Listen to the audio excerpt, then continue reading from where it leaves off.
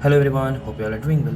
As many of you are asking what is the college fees of AIIMS Bhubaneswar, that is why I am making this video. So let's get started. सबसे पहले मैं एक बात बता देता हूँ कि आप अगर इंडिया में MBBS कर रहे हो तो सबसे चीपेस्ट अगर कहीं हो सकता है तो वो है सारे एम्स में सबसे कम एक्सपेंडिचर के साथ आप अपना MBBS कंप्लीट कर सकते हो। सबसे पहले आते हैं एडमिशन फीस पर, जो कि था 5856 rupees during admission. One time ही लिया गया था और नहीं लिया जाता है, सिर्फ ये एडमिशन फीस है और इसके अलावा और कुछ भी नहीं लिया गया था, ठीक है। फिर दूसरे आते हैं हॉस्टल फीस पे।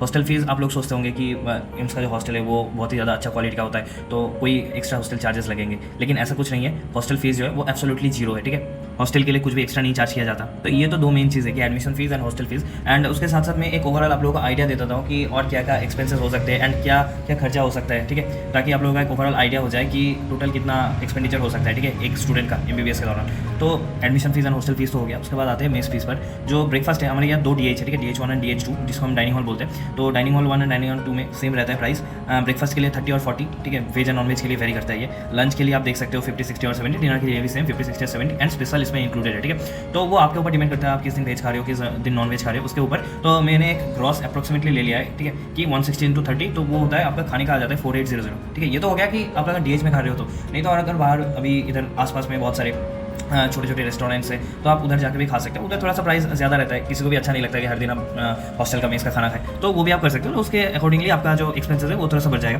ठीक है। फिर एकेडमिक ट्यूशन फी, किसी जैसे मेडिकल कॉलेज में ये भी लिया जाता है, लेकिन इधर एकेडमिक ट्यूशन फी भी एब्सोल्युटली जीरो है, ठीक है, कोई नहीं है, एब्सोल्युटली जीरो है। उसके बाद आते हैं हम प्रोफेशनल एग्जाम या फिर फाइनल एग्जाम के लिए। और एक मैं चीज़ बता देता हूँ कि जो भी गवर्नमेंट कॉलेजेस है ना उसमें क्या होता है कि और जो भी मेडिकल कॉलेज है उसमें सेमेस्टर के लिए फीस लिया जाता है, ठीक है, जितने भी हो, कम हो, किसी में ज़्यादा है, लेकिन इधर कोई भी सेमेस्टर के लिए फीस नहीं लिया जाता। सिर्फ फाइनल जो एग्जाम होता है हर एक ईयर में, फर्स्ट ईयर में फाइनल एग्जाम, प्रोफेशनल एग्जाम जो होता है, सेकंड ईयर में जो प्रोफेशनल एग्जाम होता है, तो उसके लिए सिर्फ एक फीस लिया जाता है। वो भी बहुत ही ज़्यादा मिनिमल है, तो आप लोग सोच भी नहीं सकते। तो वो है सिर्फ 60 रुपीज़, ठीक है, हर एक एग्जाम के लिए। ऐसा भी नहीं है कि अलग अलग है, सारे एग्जाम आप दोगे। लाइक एक ईयर में अगर आपका 3 सब्जेक्ट में, फर्स्ट ईयर की बात कर रहा हूँ कि एनाटॉमी, फिजियोलॉजी एंड बायोकेमिस्ट्री है, तो टोटल आपको 60 रुपीज़ पे करने पड़ेंगे एग्जाम में अपेयर करने के लिए, और कुछ भी एक्स्ट्रा चार्जेस नहीं है। तो हर ईयर में अप्रोक्सीमेटली ऐसा ही रहता है, ठीक है, ज़्यादा नहीं रहता है एग्जाम फी। एंड कोई भी लैब फी नहीं रहता। किसी किसी कॉलेजेस में ऐसा होता है कि इक्विपमेंट्स के लिए लैब फी रहता है, ये सब रहता है। हाँ, अगर कुछ आप प्रॉपर्टीज डिस्ट्रॉय कर रहे हो, कुछ कर रहे हो, तो उसके लिए आपको ऑब्वियसली फाइन भरना पड़ेगा, लेकिन ऐसा कुछ एज सच लैब फीस नहीं है, ठीक है। उसके बाद आता है कि प्रैक्टिकल रिकॉर्ड बुक जो होता है ना, कि हर एक क्लास में होता है, हर एक ईयर में होता है कि आपको एनाटॉमी के लिए हिस्टोलॉजी रिकॉर्ड बुक लेना है, फिजियोलॉजी के लिए फिजियोलॉजी रिकॉर्ड बुक लेना है, फिर सेकंड ईयर में अगर आओगे तो पैथोलॉजी के लिए पैथो रिकॉर्ड लेना है। तो ये सब के लिए आपको ये सब आपको डिपार्टमेंट से ही मिल जाएगा, ठीक है, डिपार्टमेंट से आप ले लेना। एंड उसके लिए आपको डिपार्टमेंट पे करना पड़ेगा, ठीक है, 100 से 200 रुपये, उससे ज़्यादा नहीं होता। वो भी रिकॉर्ड भी ऐसे ही सब कुछ इसके अंदर ही आ जाता है। तो वो हर एक ईयर में जैसे सबका सब्जेक्ट रहेगा, पर सब्जेक्ट ऐसे ही 100 to 200 रुपीज़ आपको पड़ेगा, ठीक है। उसके बाद आते हैं कि other expenses for college events, जैसे कि कॉलेज फेस्ट हो गया, या बहुत ज़्यादा अच्छे से मनाया जाता है कॉलेज फेस्ट, जो कि कायस्मा, जो ईस्टर्न इंडिया का one of the best and biggest fest है, ठीक है। तो उसके लिए एक चार्ज हम लोगों को, सारे स्टूडेंट्स को देना पड़ता है, तो वो तो आपको देना ही है। कॉलेज फेस्ट एंजॉय करोगे तो वो तो देना ही है। उसके साथ साथ जो भी कुछ भी कल्चरल फेस्टिवल होता है, लाइक सरस्वती पूजा, फिर गणेश पूजा, उसके लिए चंदा कलेक्ट किया जाता है, तो उसमें भी आप कंट्रीब्यूट कर सकते हो। ऐसा कुछ बाउंडिंग्स नहीं है कि आपको देना ही है, मैंडेटरी ऐसा नहीं है, लेकिन वो आपके ऊपर डिपेंडेंट है, ठीक है।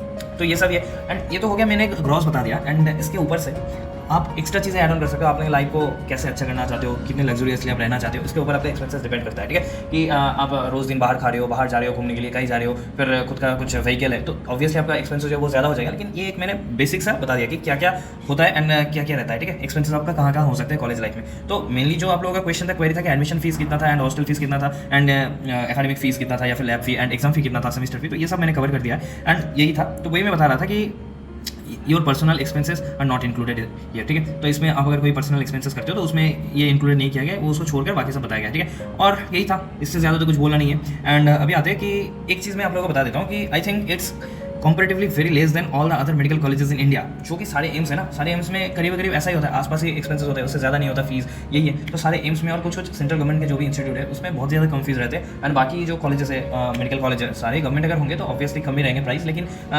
वैरी करता है ना। तो दूसरे जो एम्स के मुकाबले दूसरे जो भी गवर्नमेंट मेडिकल कॉलेज है उसमें थोड़ा सा ज़्यादा रहता है, ठीक है, एक्स्ट्रा कुछ खर्चा आ जाता है। तो इसमें ये सब मतलब नहीं रहता है एम्स में। तो मैं बोल सकता हूँ कि कंपेरेटिवली ये बहुत ही ज़्यादा लेस है। एंड आप अगर बहुत ही अच्छे से स्मूथली आपका MBBS लाइफ या फिर PG लाइफ भी मतलब कैरी ऑन करना चाहते हो तो obviously AIIMS is the best option. मैं ये बताना चाहता हूँ कि आप अगर एक्सपेंसेस के नज़रिए से देखना चाहते हो तो, ठीक है। सो वही था, आप लोगों ने तो कॉलेज के बारे में जान लिया, कॉलेज फीस के बारे में जान लिया, तो ऑब्वियसली कॉलेज में सिलेक्ट होने के लिए भी बहुत अच्छे से पढ़ाई करना होगा, ये आप लोगों को बताइए, ठीक है। तो ऑल द बेस्ट, अच्छे से पढ़ाई करते रहिए and take care, thank you.